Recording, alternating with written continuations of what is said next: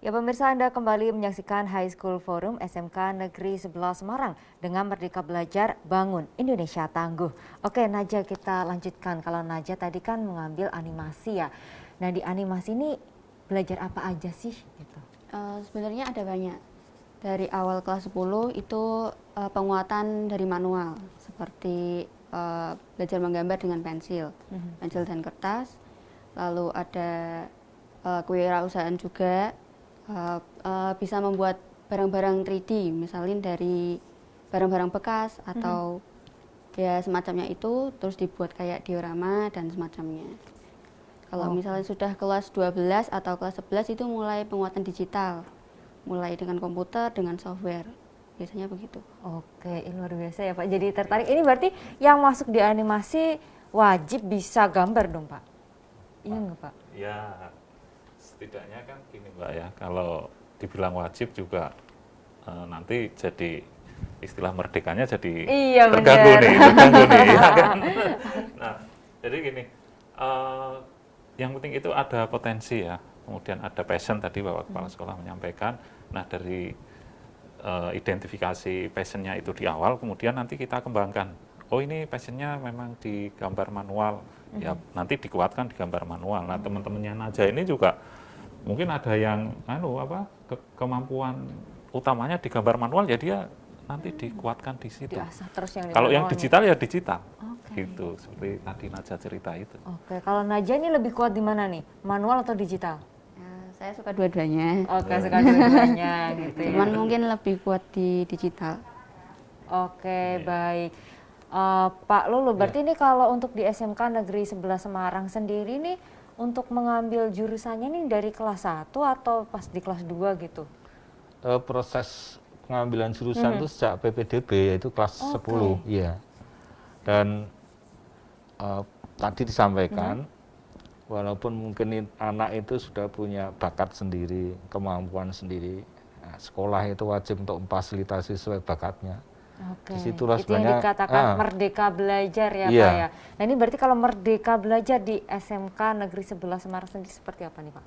Baik, salah satunya bagaimana kita mendesain kurikulumnya.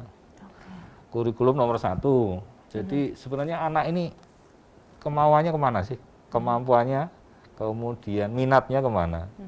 Kita fasilitasi. Yang kedua melibatkan industri yang terkait dengan jurusan tersebut. Kita desain bersama-sama sehingga diharapkan itu betul-betul sesuai dengan minat anak maupun industri yang akan memakai.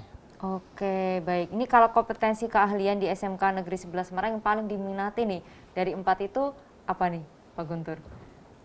Kalau dilihat dari tren data di PPDB ya, kemarin itu terakhir merata Mbak, jadi merata dari keempat itu ya, merata. Kalaupun ada selisih itu paling sedikit-sedikit, ya nggak lebih sampai misal 100 berapa gitu ya antara pilihan pertama di sini penuh banget, yang sini antara sedikit gitu satu enggak ya dengan Pak lainnya ya. nggak ada. Jadi ya barangkali itu apa ya, barangkali komunikasinya udah nyampe ke masyarakat kali ya, keunggulan di masing-masing kompetensi kalian itu gitu. Sehingga tadi karena mereka memilihnya di awal, barangkali dia ada, oh saya passionnya di animasi nih, akhirnya dia milihnya di animasi kayak gitu. Jadi sudah terdistribusi di awal gitu keinginan anak-anak.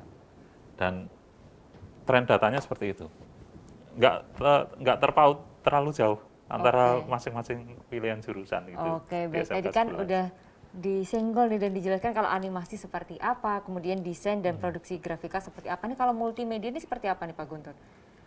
Multimedia itu ya, multimedia animasi itu hampir bersinggungan di teknologinya. Ya berbasis IT kan. Nah IT ini kan perkembangannya kan kadang melampaui dari perkiraan kita kecepatannya gitu kan. Kita misalkan mengira-ira oh 2 tahun ke depan trennya seperti ini, ternyata enggak. 1 tahun udah berubah semua. Betul. Ada banyak disrupsi di industri yang berbasis teknologi informasi misalkan. Nah seperti yang Bapak Kepala Sekolah tadi sampaikan, kemudian kita coba melakukan analisis, oh berarti ini ada kurikulum yang harus dirubah nih. Harus disinkronkan dengan industri. Nah, sehingga inovasi-inovasi itu harus kita lakukan disesuaikan dengan perkembangan yang ada, perkembangan industri tentunya. Nah, contohnya itu di multimedia misalkan, kita saat ini sedang coba menggeser dari multimedia itu sebuah produk, kita coba bergeser multimedia itu sebagai sebuah layanan dari produk gitu ya? multimedia Oke. ini sebagai tools untuk melayani. Nah, misalkan melayani yang kita lakukan sekarang ini melayani UMKM. Bagaimana kita itu coba mendorong UMKM dan coba membantu UMKM untuk berkembang dari sisi marketingnya. Nah, disitulah hadir kita itu dengan digital marketing, gitu. Nah, kebetulan sekali